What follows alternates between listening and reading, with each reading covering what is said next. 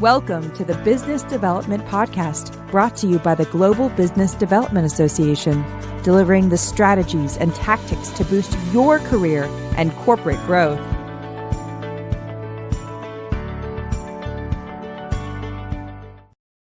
Hello, BD Pros, and welcome to the Global Business Development Association podcast called What is Business Development? Now, let me throw a little fact by you here. It says 60% of small to medium-sized business owners struggle with consistent growth and engagement. Now, if you're a business owner, an entrepreneur listening to this show, I'd love to have you. That's great. You are a business developer. You are the chief business developer of your business. And I know I have a lot of business developers on the call as well.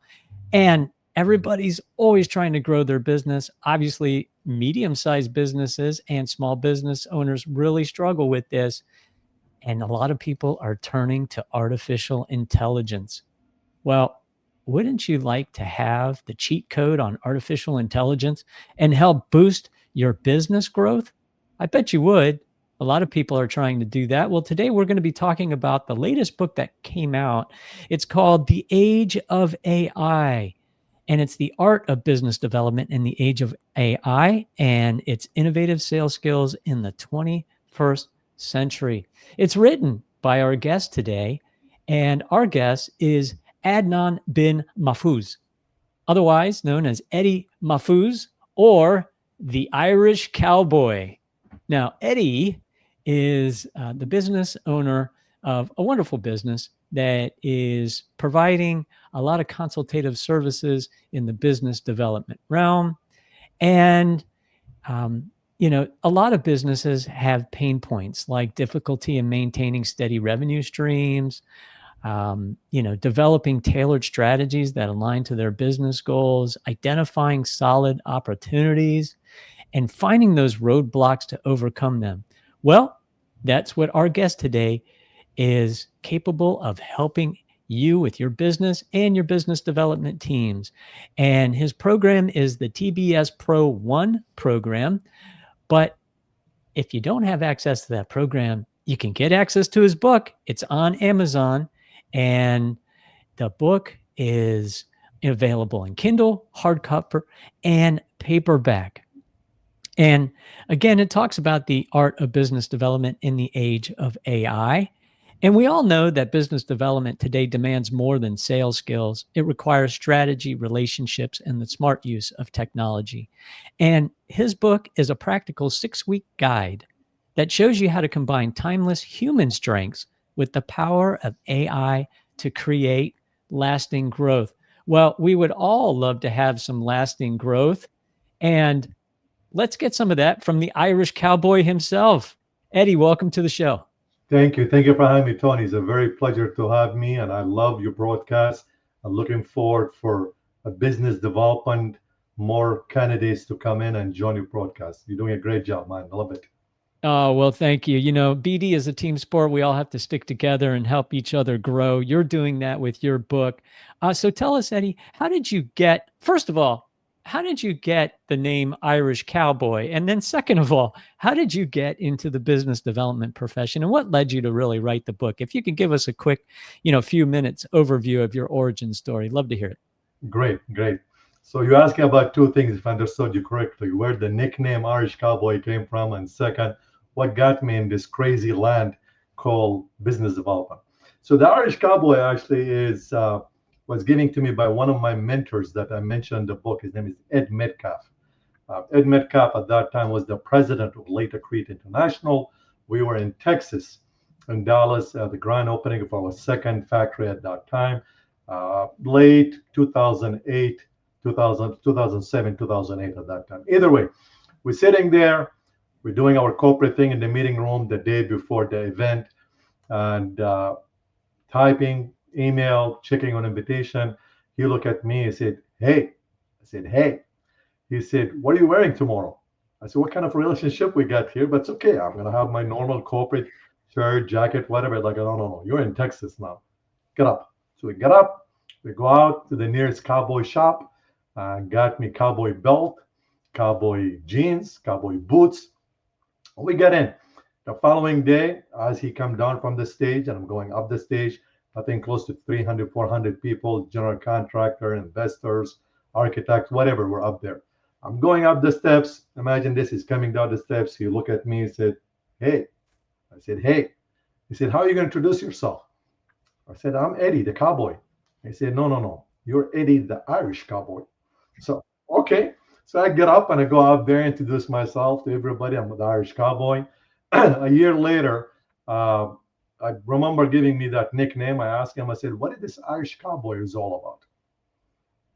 Ed was quiet. He looked at me and said, are you from Ireland? I said, no. I said, are there any cowboys in Ireland? I said, no. He said, so you're one of a kind. That's where the nickname came from. Business development, what got me into it, a lot of kids when they're a young age, 7, 8, they imagine, I want to be Superman, I want to be a Batman, I want to be Spider-Man, or I want to be a sport figure. Believe it or not, this crazy Irish cowboy wanted to be a business development guy from a very young age. I think Wow. at age 8 or 9, I was in an airplane, my first ever airplane, and I mentioned that in my book, and I met a business consultant. Sharp looking guy, suit, the whole thing. And once the airplane took off, I asked my father if I go and speak to him. I want to know who's this guy. He's like, yeah, go ahead. So I go ahead and ask the guy, and he told me he's a business consultant. And I asked him what his business consultant is, and he explained that whole thing. And I said, wow, when I grow up, I want to be like that guy. Later on, 16 years almost, or maybe double that, I was at age 16. I worked as a T-boy, actually, in a real estate office, just standing there monitoring the way people work, especially the real estate salespeople. I was impressed by those people. I said, whoa, hold on. The way they're introducing themselves, the way they're asking the questions to identify the needs and wants, the way they're handling objection blew up my mind. I said, how they do this? How they master the communication skills? And at that time, it was stuck in my head, that's where I want to be.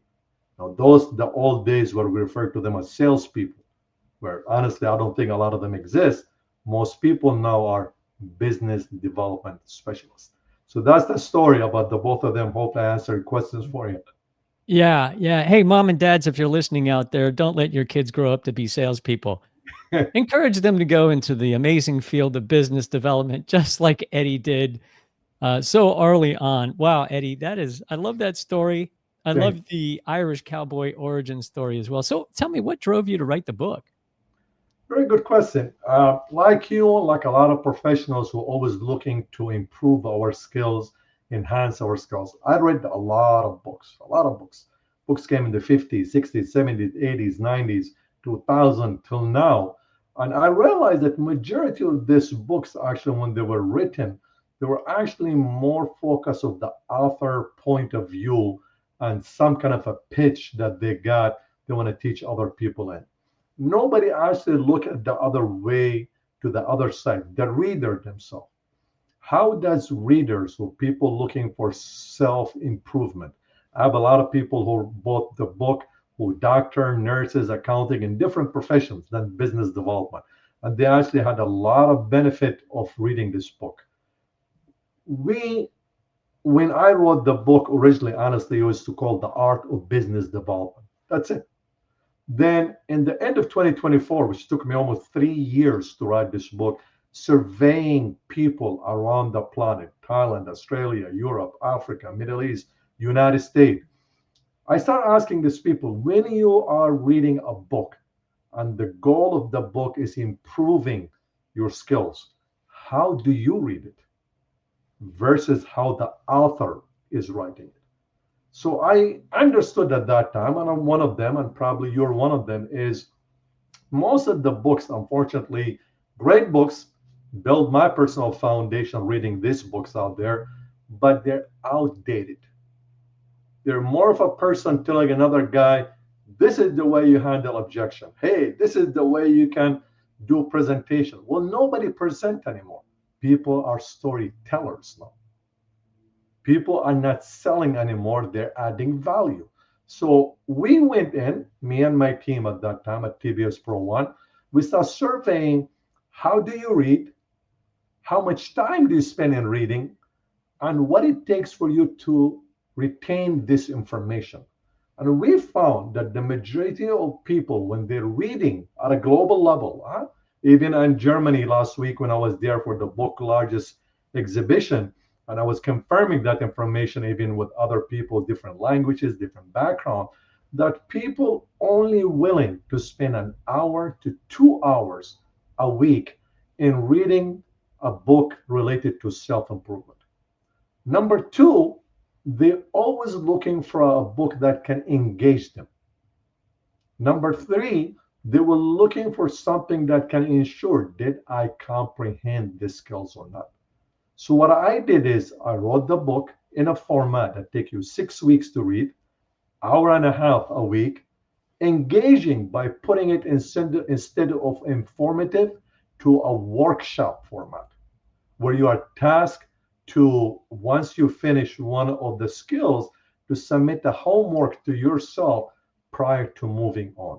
And during that week period between every chapter, you go ahead and implement that to ensure that skill is there. So that was my main motivation for it, is filling the gap between learning, comprehending, the time, and the understanding of the skills. And that's where I came up with this book that I'm very sure it is part of my BDR Academy, Business Development Representative Academy, that we offer at TBS Pro 1 to ensure that you do have an effective team who go out there and utilize the best today's skills by utilizing AI as a co-pilot. It's 80% human skills, 20% AI in it. So All right. I I hope that love it. answers questions for you. It does. It does. And again, folks, we're talking about Eddie's new book, The Art of Business Development in the Age of AI. And it's the innovative sales skills in the 21st century. And Eddie, I'm you just got back flying to and from Germany, the biggest book show there. And hopefully on your flights, you maybe influenced a couple of young kids to enter the field of business development, just like you did so many years ago.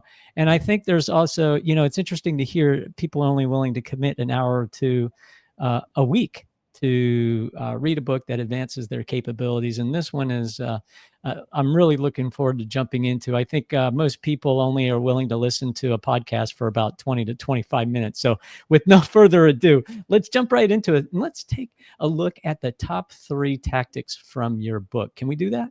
Sure. So yeah. Okay. So let's start with tactic. Let's start with tactic number 1. Just give us a quick overview of what that tactic is. That will be humanizing the sales process. Even AI is there. An accuracy of AI is still at 80%, and it doesn't matter what industry you're in. During the book fair in Germany, the topic was AI. In every single industry, AI, AI, AI. AI is so powerful now, it's beyond ChatGPT. AI now is getting customized by industry, by company value to be part of the employee portal in there. So humanizing the sales process. We want to make it that you truly understand at the end of the day, yes, you might represent company X selling to company Y, but in reality is Eddie selling to Tony. Let's make it more human for it than a sales process that need to be handled at a higher level. People still looking for that human touch.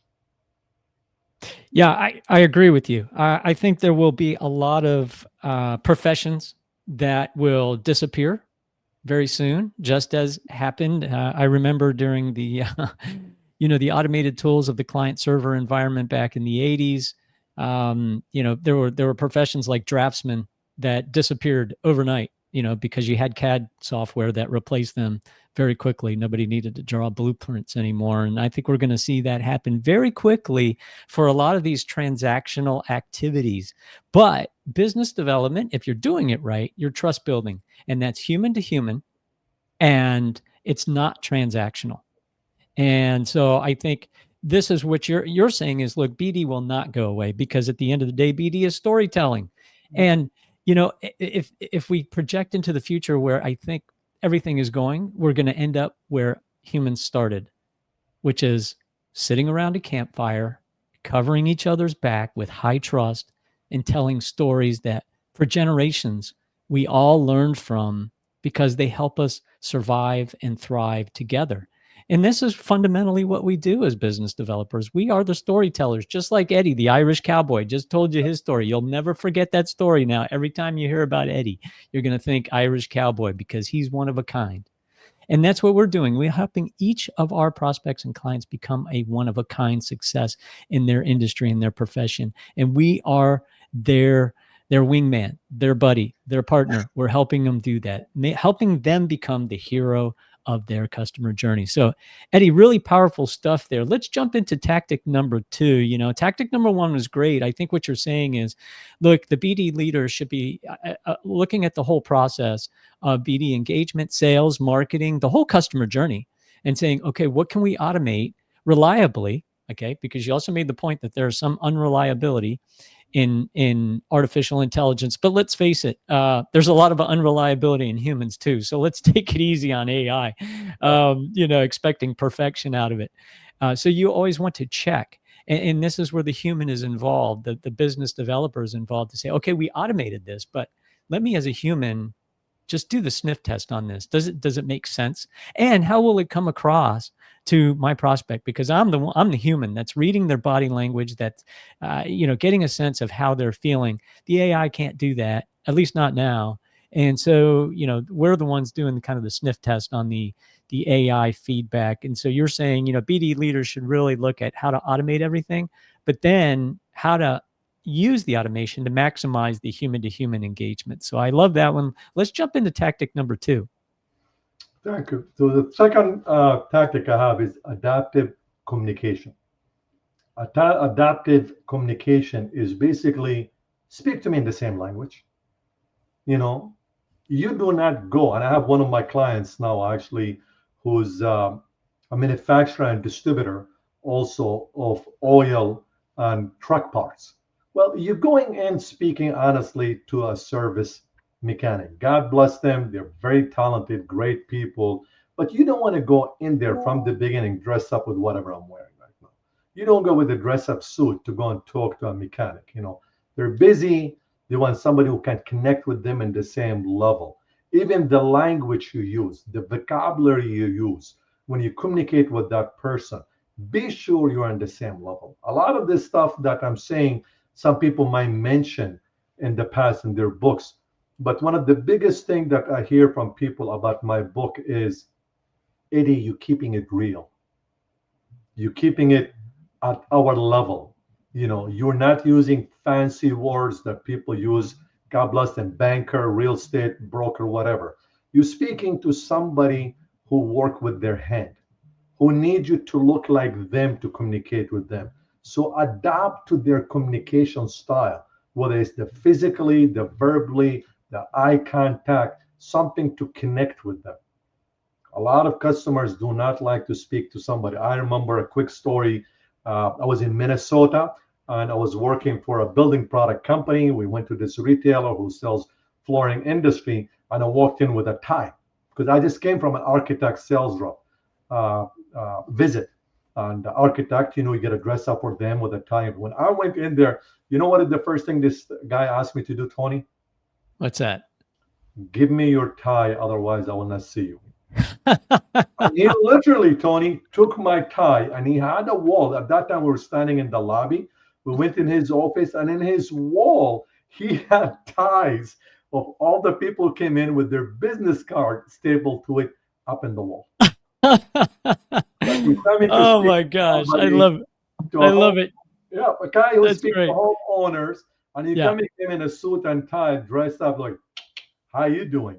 Yeah. You gotta adapt to that, whether it's verbal communication, email, written, adapt to people's style.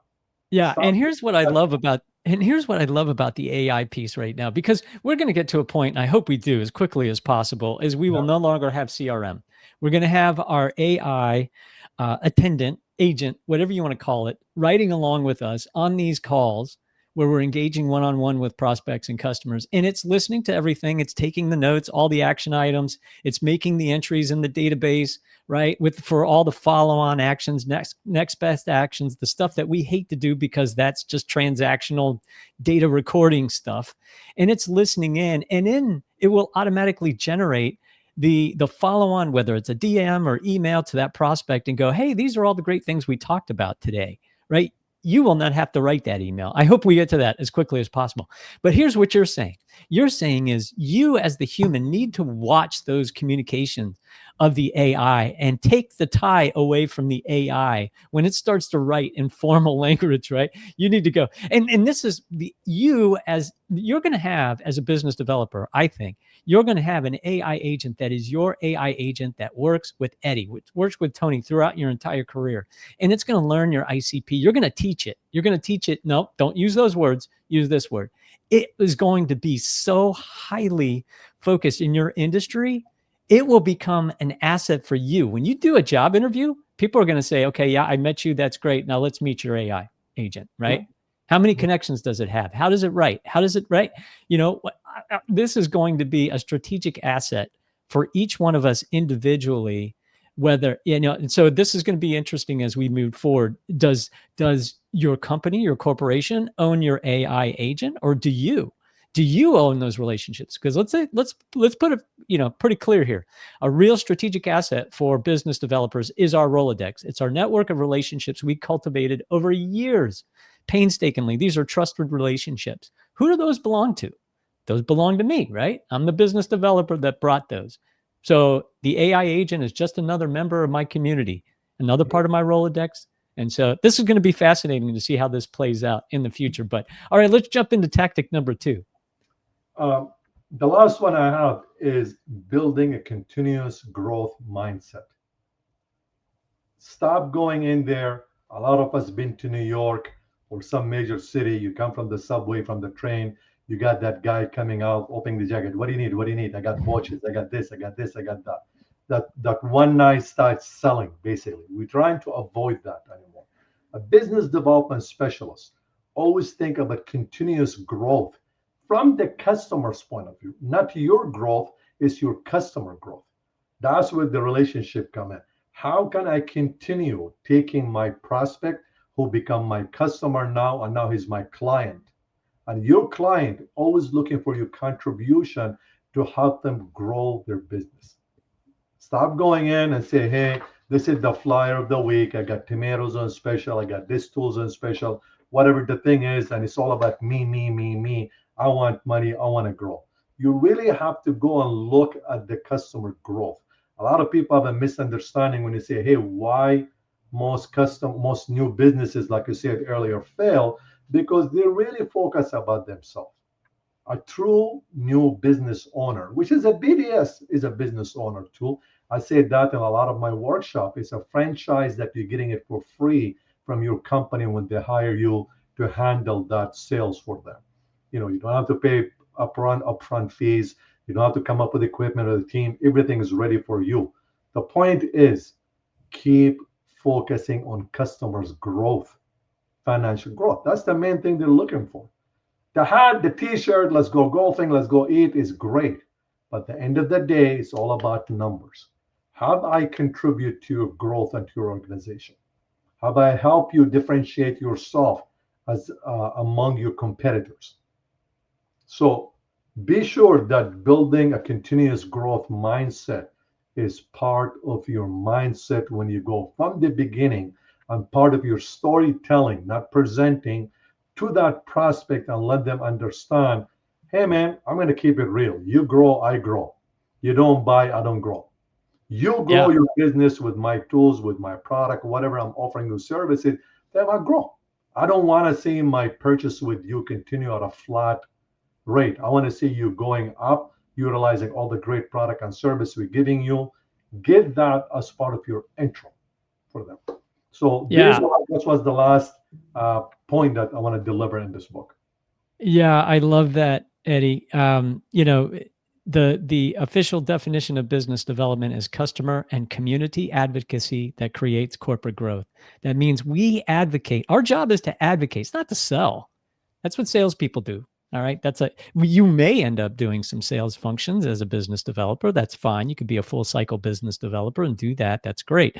But fundamentally, our role is to advocate for our prospects and our customers. Once you convert them, that's our role. Because if you do it right, you build the trust, you deliver value to them, you help them grow, they in turn will advocate for you, bring referrals to you, and that's how you grow your business exponentially, is those solid referrals, the word of mouth that says, Eddie's the best guy, the Irish cowboy is your man, and he will deliver the results for you. And folks, let's summarize those top 3 tactics from Eddie's new book. Again, here's a picture of the book if you're watching on the video. And for those listening, it's The Art of Business Development in the Age of AI. It's innovative of sales skills in the 21st century. And those top 3 tactics we talked about, first of all, identify where the AI can help out. It's an 80-20 rule. Look at what you can automate and then make sure that you always have the QA check from the live business developer to make sure that you're getting the right answer and delivering the right solution to your prospects and customers. The second thing is, you have that automation, that's great, but you got to keep it real, okay? And you can't approach with language that the prospects and customers don't use, all right? Be ready to take the tie away from your AI agent that is auto-generating emails for you and make sure that you're training that model, your agent, your BD assistant, whatever you want to call that AI tool, that you're training it on your ideal customer profile, how they talk, how they walk, how they listen, how they move, how they build, how they grow. And then the final thing is always approach business development from an abundance, not a scarcity mindset. That's sales, that's marketing, it's transactional. And that's not a criticism, but we approach with an abundance mindset. What can we give to our prospects and customers? How can we help them grow? And that's where AI can really help. As your assistant, as your agent, it can start to say, hey, Tony, okay, I heard the last conversation. I'm watching the emails back and forth with your customer, your prospect. Hey, here are 3 next best actions you should consider. Oh, that's great. I only thought of 2.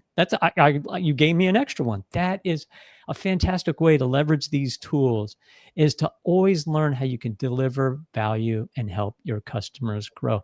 And look, if you want to grow and you want to build your business development skills, then contact Eddie. Eddie, how can folks follow your work, get in touch with you, connect with you? Very good. I have different platforms that you can go ahead. You can meet me on LinkedIn. You can meet me on Facebook, or you can email me direct, adnan@tbspro1.com. So social media, LinkedIn is there. You can schedule a free consultation. We want to understand what you got going on in your sales department and help you outscale your sales department. You can meet me on Facebook also at tbspro1.com there, or you can direct email me, as I said, adnan@tbspro1.com. Okay, folks. And more importantly, you can go to Amazon and get a copy of the Irish Cowboys book, available in Kindle, hardcover, and paperback. Eddie, thank you so much. Thank you for sharing your stories with us. You are a master storyteller. And I think if it's a kid listening to this podcast, you're inspiring them to grow up, all of us, to grow up to be bigger and better business developers. Adnan Bin-mahfouz, Eddie Mahfouz, the Irish Cowboy, thank you for joining us today. Thank you for having me, Tony. Keep growing. Keep growing indeed. Thank you for listening to the Business Development Podcast. Join our free community of corporate partners and business development professionals advancing the art, science, and ethics of the business development profession at gbdassociation.org.